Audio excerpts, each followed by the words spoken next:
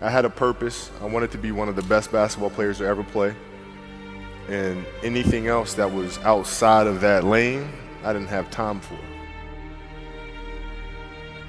There's a quote from one of my English teachers at Lower Merion named Mr. Fisk.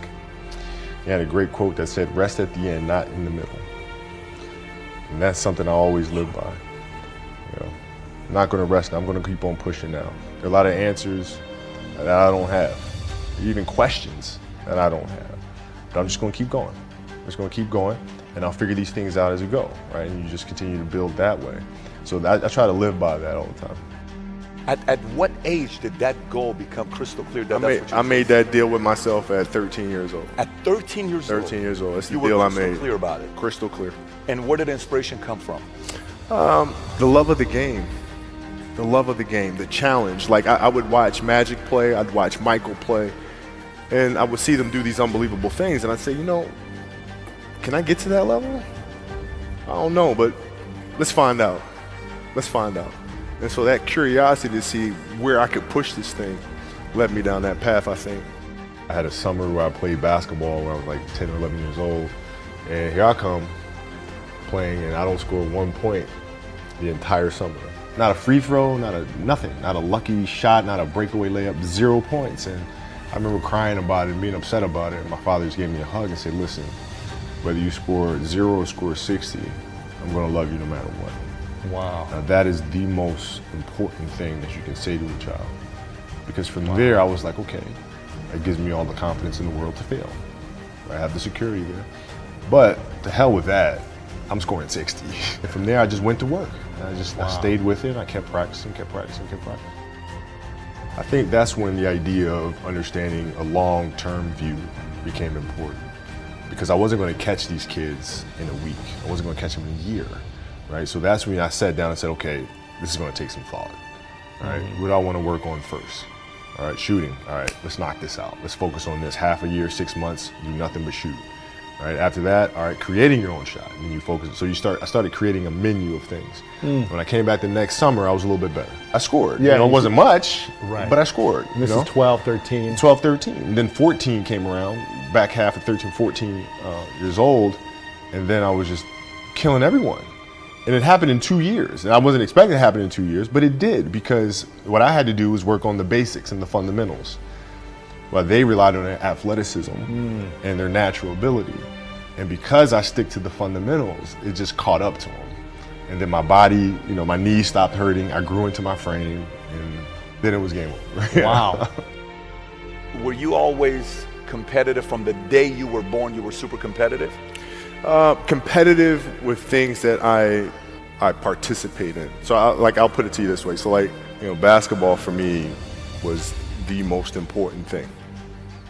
So everything I saw, whether it was TV shows, whether it was books I read, people I talked to, everything was done to try to learn how to become a better basketball player. Everything. And so when you have that point of view, then literally the world becomes your library to help you to become better at your craft.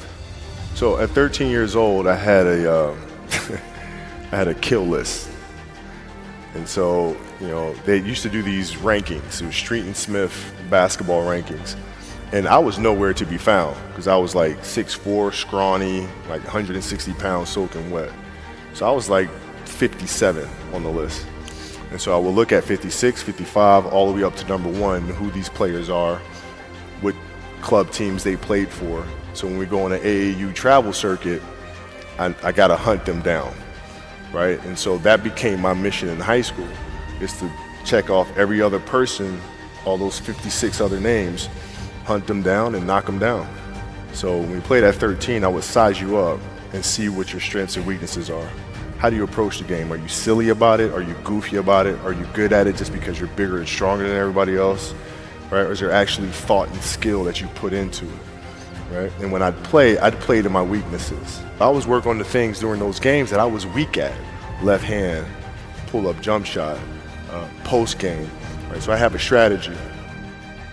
What was really your work ethic like, and for how long did you stay disciplined?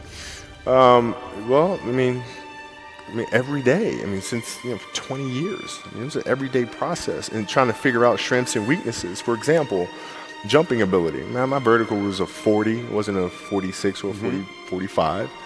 My hands are big, but they're not massive, right? So you got to figure out ways to strengthen them so your hands are strong enough to be able to palm a ball and do the things that you need to do. Quickness, I was quick, but not insanely quick. I was fast, but not ridiculously fast, right? So I had to rely on skill a lot more. I had to rely on angles a lot more. I had to study the game a lot more. And but I enjoyed it though. So like from the time I can remember when I started watching the game, I studied the game, and it just never changed. What does losing feel like to you? It's exciting. Why is it exciting? Because it means you have different ways to get better. There's certain things that you can figure out that you can take advantage of, right? Certain weaknesses that were exposed that you need to shore up, right? So it was exciting. I mean, it sucks to lose, right. But the hardest thing is to face that stuff. That's a really, really tough challenge. How did you get mentally and emotionally so strong where it doesn't bother you?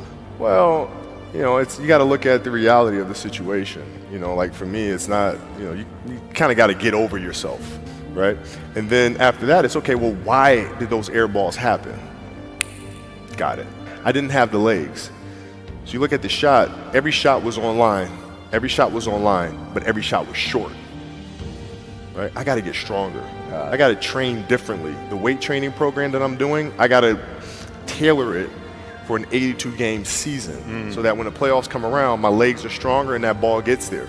So I look at it with rationale and say, okay, well, the reason why I shot air balls is because my legs aren't there. Well, next year they'll be there.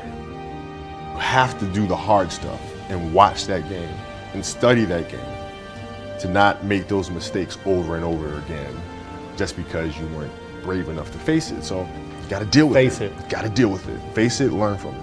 You don't want to have that feeling again, do you? Right? So you got to really study it, face it, and not to say you'll win the next time you face it, but at least you'll give yourself a better chance. Yeah. It's an obsessiveness that comes along with it. You want things to be as perfect as they can be, understanding that nothing is ever perfect. But the challenge is try to get them as perfect as they can be. And what can you do? It's in your control. So control what you can. You have this mindset, but how did you develop that? I don't know if that's what you call the Mamba mindset, but how did you develop that? And when did it start? It started in middle school and high school. Because a lot of the kids that I was playing against were inner city kids. Yeah. And so they're looking at me as if, okay, this kid's soft. They felt like they could try to be physical or try to intimidate me and do all this other stuff, which they couldn't, right? But now I'm saying, okay, well, you're trying to attack me. How am I going to attack you? How can I mentally figure out ways to break you down? How can I show you that, no, I have the edge, right? And so that's when it first started for me, is figuring out how to get the upper hand on an opponent that way. And what would you do to mentally break people down then? One of the things I would do is, while everybody would be at the cafeteria work, eating and doing all sort of stuff, I'd just go back to the gym. And so that was my way of showing them, yeah, I may be from the suburbs, but you're not going to outwork me. Wow. Like I see a lot of players take vacations with other players that are close friends, and we'll just take vacations just to take vacations, or just hang out just to hang out. Like I never did that. Why not though? Why didn't you do that? Well, because when I retire, I didn't want to have to say, I wish I would have done more. I don't want that. I played games with the flu. I played games with 102-degree fever, man. We had a game against Toronto in 2000. And Vince was tearing the league up. My back was jacked. So I would be in the layup line like, okay, there's a lot of days where you can rest and recover. Today ain't one of them. Your back can bother you any other day. That ain't bothering me today. He gonna have to see me today. You're playing against the Golden State Warriors. Score is 107-109. You guys are close to getting into the playoffs. You know exactly what happens in the game. You go up, you're about to take your shot, and then all of a sudden, boom, Achilles happens, right? Friend of mine, Nima, he is here just to listen to. He played ball. And he told me, he says, Patrick, I don't think you understand. He says, when I tore my Achilles in high school, he says, 4 friends of mine dragged me to my hospital. I was crying from there straight to the hospital. He says, I have no clue how the hell this guy did it. He went and hit the free throws, and then you walked off the stage. How the hell do you tolerate that kind of pain? You know, I use this. I tell this example, and I think this is the best way to explain it. You know, you have a hamstring injury, you pull your hamstring really, really badly, you can barely walk, right? Let alone play anything. You're at home, all of a sudden a fire breaks out in the home, right? Your kids are upstairs, you know, wife is wherever she may be, you know, going down. I'm willing to bet that you're going to forget about your hamstring, you're going to sprint upstairs, you're going to grab your kids, you'll make sure your wife's good, you're getting out of that house. And the reason is because the lives of your family are more important than the injury of your hamstring. And so when the game is more important than the injury itself, you don't feel that injury. Not at that time. Went in the trainer's room, my kids are in there, and you know, they're looking at you and stuff, and I'm looking at them, and I'm like, you know, it's all right, Dad's gonna be all right. It'll be fine, it'll be all right, it'll be all right, it'll be all right. As a parent, you gotta set the example. You gotta set the example. This is another obstacle.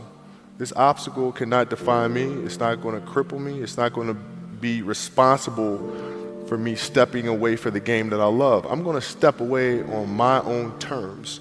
And that's when the decision was made that, you know what, I'm doing it. You gotta lead by example. As parents, you gotta lead by example. If you want your kids to do whatever it is they want to accomplish in life, you have to show them. You gotta show them. The definition of greatness is to inspire the people next to you. I think that's what greatness is or should be. It's not something that lives and dies with one person. It's how can you inspire a person to then in turn inspire another person that then inspires another person. And that's how you create something that I think lasts forever. Yeah. And I think that's our challenge as people, is to figure out how our story can impact others and motivate them in a way to create their own greatness.